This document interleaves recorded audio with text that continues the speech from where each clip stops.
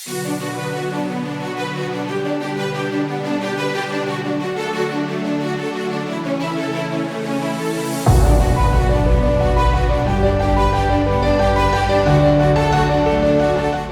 मैं हूँ स्नेहा और आप देख रहे हैं दी एज।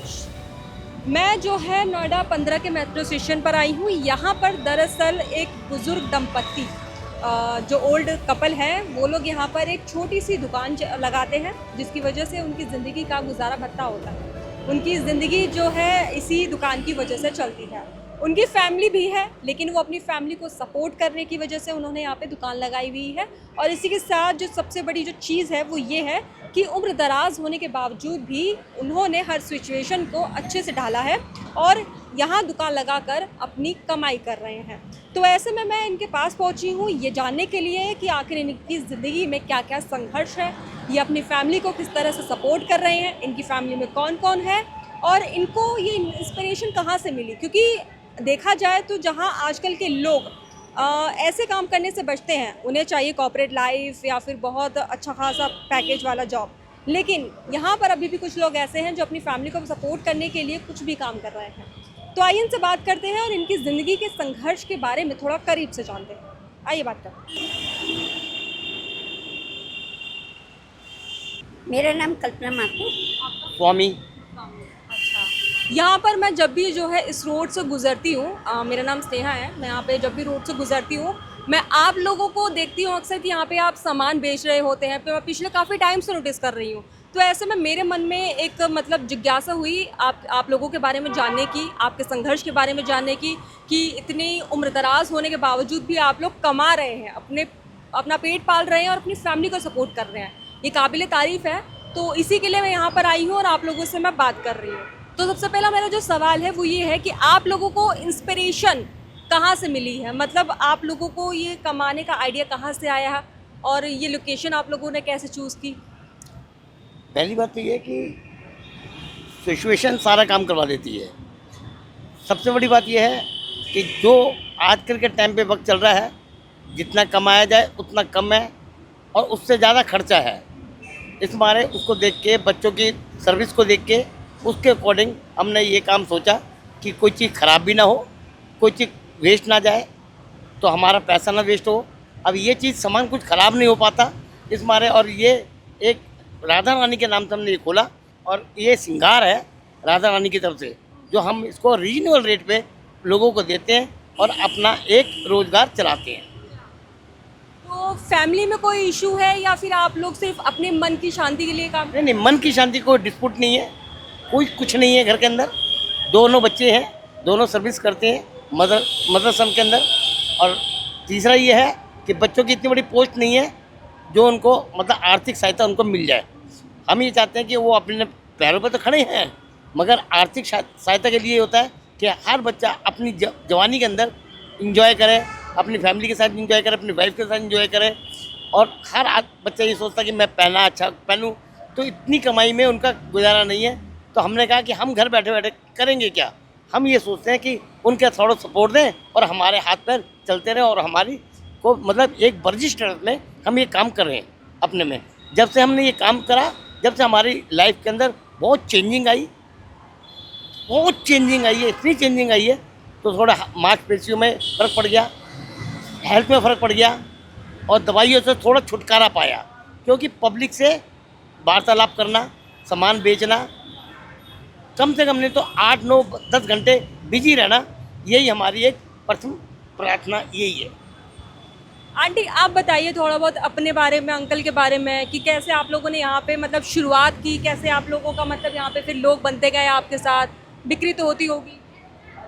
देखिए, बिक्री तो क्या नाम है, एक तो इंसान के नेचर और उसके उस पर डिपेंड करता है, और दूसरा हमारे क्या नाम बिल्कुल ही रीजनेबल रेट है। इससे हमारी बोली से, हमारे रहने से और हमारे क्या नाम सबके नज़रिए व्यवहार से जो है, इस तरह से हमारे से लोग जुड़ते रहे और हमारे बहुत ही रीजनेबल रेट हैं औरों के मुकाबले में। बस यही वजह है जो कि जिसकी वजह से हमारे से लोग जुड़ते रहे और ये भी हमारे को ये जगह हमें मिलती है। अच्छा, शुरुआत कैसे हुई इन सब चीज़ों की? शुरुआत कुछ किराए के मकान में रहने के कारण कुछ प्रॉब्लम आ गई कुछ, और फिर उतनी बच्चों की तनख्वाह नहीं थी, इसलिए हम सोचे कुछ ना कुछ काम कर लें, कुछ पैसे का अपना एक मतलब जी कहते ना कि एक अरेंज करना, पैसा किसी से मांग के अरेंज करके फिर अपना ये कारोबार करा। तो ये और कारोबार इसलिए ये वाला करा कि ये चीज़ ख़राब ना हो, और श्रृंगार एक ऐसी चीज़ है हर लेडीज़ के लिए चाहिए, तो उसको हमने उसी के अकॉर्डिंग ये सामान रखा जो हमारा एक रीजनेबल रेट पे हम बेच देते हैं। अच्छा, ये सबसे बड़ी जो मतलब पेरेंट्स की जो चीज़ होती है वो ये होती है कि वो अपने बच्चों को किसी भी प्रॉब्लम में नहीं देख सकते हैं।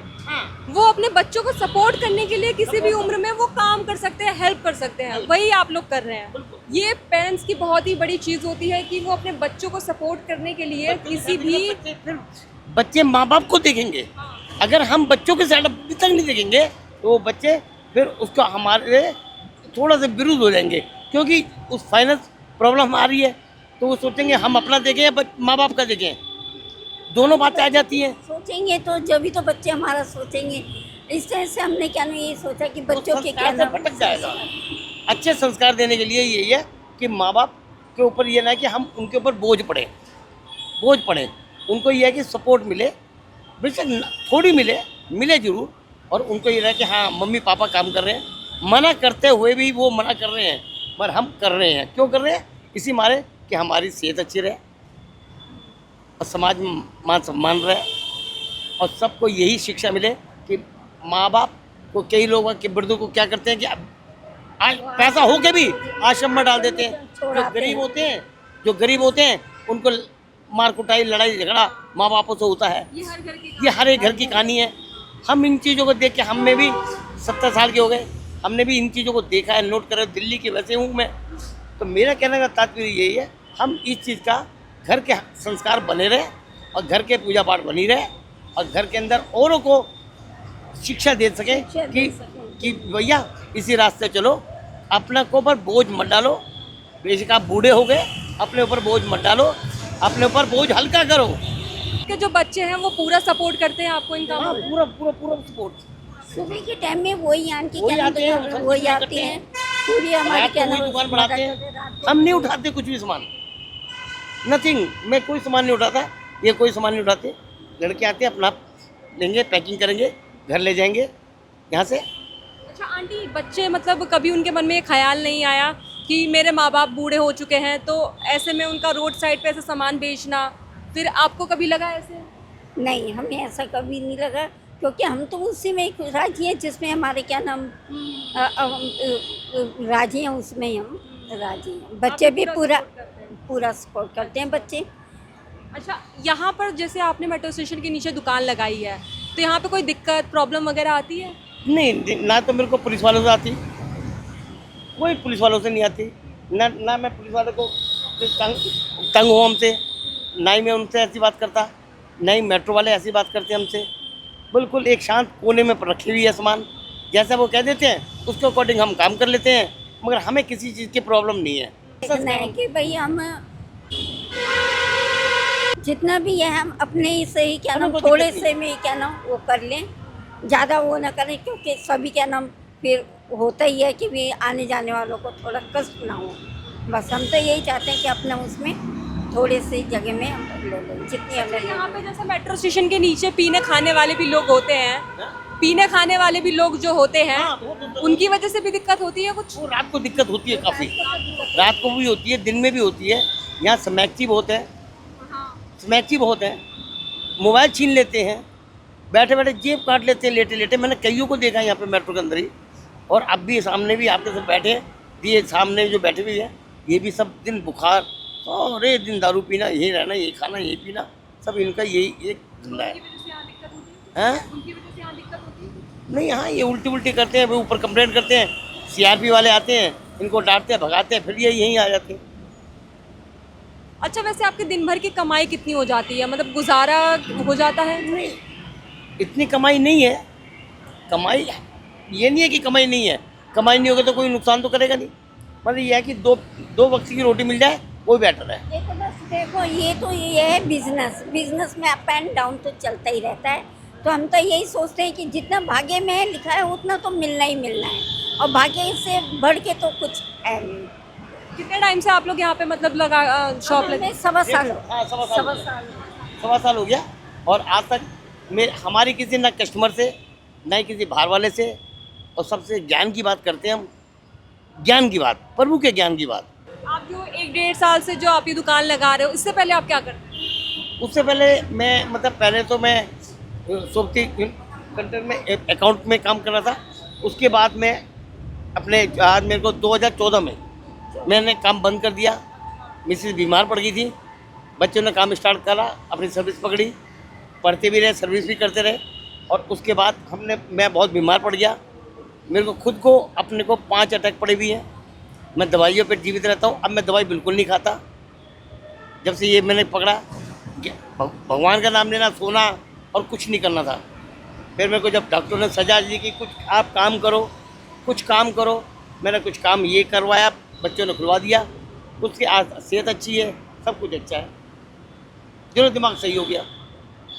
आंटी, आपकी फैमिली में, परिवार में कौन कौन लोग हैं? कितने बच्चे हैं आपके? मेरी 3 बच्चे हैं, एक लड़की और 2 लड़के। एक लड़की शादीशुदा है, उसके एक बेटा है, एक बेटी है। और मेरे क्या नाम दो अभी लड़के। 2 लड़के हैं, एक की शादी हो चुकी है, अब छोटे वाले बेटे की शादी देख रहे हैं। तो अभी जो है आगे भी यही मतलब इस बिजनेस को बढ़ाना है या फिर देखो? जब तक जिंदा हैं, जब तक तो चल रहे हैं। बच्चे अपनी सर्विस करें, वो करें या ना करें, वो उनके ऊपर है, वो उनके ऊपर है बस। तो अभी बच्चे आपके दोनों जॉब कर रहे हैं? हाँ, दोनों जॉब कर रहे हैं, दोनों जॉब कर रहे हैं। तो आप किस तरह से इनको सपोर्ट करती हैं? कैसे इनको मतलब जैसे आपके ये पति हैं, हस्बैंड हैं, तो आप कैसे सपोर्ट करती हैं इनको इन सब कामों में? मैं तो बस यही है कि इनके साथ मैं कभी इनको अकेला नहीं छोड़ती, क्योंकि मेरे को पता है कि इनका कुछ पता नहीं लगता। थोड़ी देर में भी ठीक है, अभी और तो इनको मैं अपने साथ ही रखती हूँ और ये मेरे को अपने साथ रखते हैं। बस इसी तरह से बस ये है, ना तो ये क्या ना मेरे को भारी सामान उठाने देते और ना ही मैं बस बच्चे आते हैं। हाँ, अब बच्चे आते हैं। सबसे बड़ी है कोऑपरेट करना, सबसे अच्छी चीज़ है सबके साथ। अच्छा, अब यही आखिरी सवाल है मेरा कि आप आज जो ये जनरेशन है और आने वाली जो जनरेशन है, जो आज की युवा पीढ़ी है, उनको क्या संदेश देना चाहेंगे? क्योंकि जिस तरह से आपने भी देखा होगा कि लोग जो है कमाना मतलब ज़्यादा प्रेफर करते नहीं है। लोग मतलब कहते कमा लेंगे, देखा जाएगा बाद में, अपनी आगे की नहीं सोचते हैं। तो ऐसे में आप लोगों को क्या मतलब संदेश? फ्यूचर बनाने में मतलब ये सोचते हैं फ्यूचर नहीं बनाना, हमने खाया पिया, शराब पी, सिगरेट पी, मौज मस्ती मारी, पैसा बर्बाद करा, इंजॉय करा। उससे बेटर ये कि अपनी को फ्यूचर बनाओ, अपनी फैमिली को उठाओ और इस संसार को और इस देश को उठाने की कृपा करो। हम तो ये कहते हैं, देश जिस धरती में तुम पैदा हुए हो उस धरती को उठाओ, अपने देश को मानो, मान सम्मान दो। अगर तुम्हारा मान सम्मान मिलेगा तो देश तरक्की करेगा। क्या कहना चाहिए? मैं भी इन्हीं के साथ में एग्री हूँ, इनके खिलाफ नहीं जा सकती। मैं भी यही चाहूँगी कि हमारा संदेश यही है, देश तभी तरीके करेगा जब बच्चे और उनके पेरेंट्स अच्छी राह पे उनको चलने की शिक्षा देंगे। हाँ। तो वहीं एक तरफ जहाँ पर लोग ये सोचते हैं कि वो 40-50 के बाद जो है रिटायरमेंट ले ले और आराम की ज़िंदगी जिए, लेकिन अभी भी कुछ लोग ऐसे मौजूद हैं जो अपनी उम्र को ना देखते हुए लोग काम कर रहे हैं, अपनी फैमिली का सपोर्ट कर रहे हैं और अपना पेट पाल रहे हैं और अपने खर्चे भी खुद उठा रहे हैं। तो ऐसे में ये लोग एक तरह की इंस्पिरेशन है कि उम्र कोई भी हो लेकिन कमाना नहीं छोड़ना चाहिए। और अगर फैमिली का सपोर्ट करना है तो जाहिर सी बात है उनके लिए जो है एक बैकबोन बनना ही चाहिए। तो ये थे नोएडा 15 के नीचे, जो मेट्रो स्टेशन के नीचे दुकान लगाते हैं बुजुर्ग दंपत्ति, जिनसे हमने बात की और हमने ये जाना कि किस तरह वो यहाँ पर अपनी ज़िंदगी को जी रहे हैं और उनके ज़िंदगी में क्या क्या संघर्ष है। फिलहाल के लिए बस इतना ही। मैं स्नेहा, कैमरामैन अभिषेक के साथ DH।